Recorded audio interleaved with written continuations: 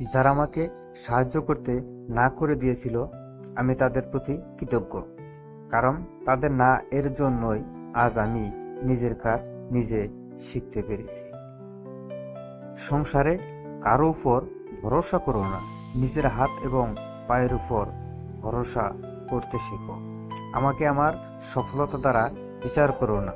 ব্যর্থতা থেকে কতবার আমি ঘুরে দাঁড়িয়েছি তা দিয়ে আমাকে বিচার করো।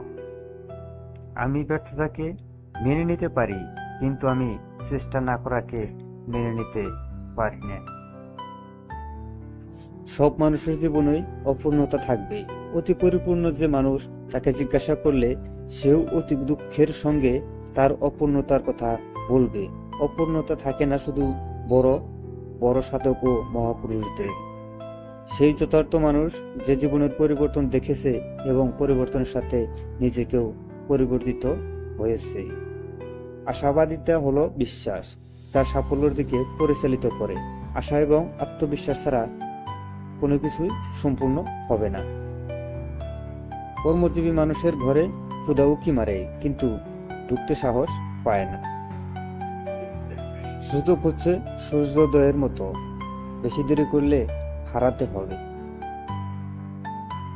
আগের অধ্যায় বারবার পড়তে থাকলে পরের অধ্যায়গুলোতে যাওয়ার কোনো সম্ভাবনা নেই। নিজের জীবনে ঝুঁকি নিন।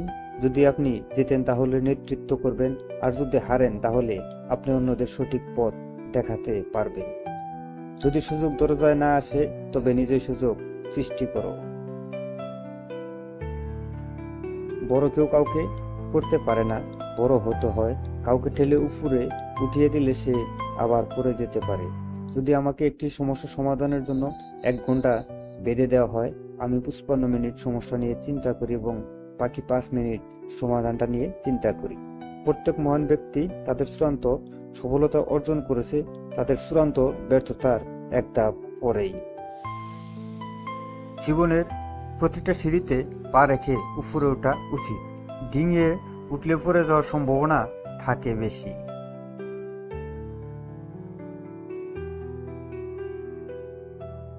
বৃষ্টির সময় প্রত্যেক পাখি কোথাও না কোথাও আশ্রয় খুঁজে, কিন্তু ঈগল মেঘের উপর দিয়ে উড়ে বৃষ্টিকে এড়িয়ে যায়।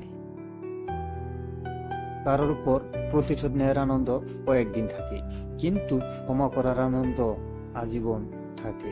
রং তামাশার দুনিয়ায় নামাজ ছেড়ো না বন্ধু, এপারের চেয়ে পরপার আরো বেশি সুন্দর। সবাইকে ধন্যবাদ। ভিডিওটি ভালো লাগলে চ্যানেলটি সাবস্ক্রাইব করে সঙ্গে থাকবেন।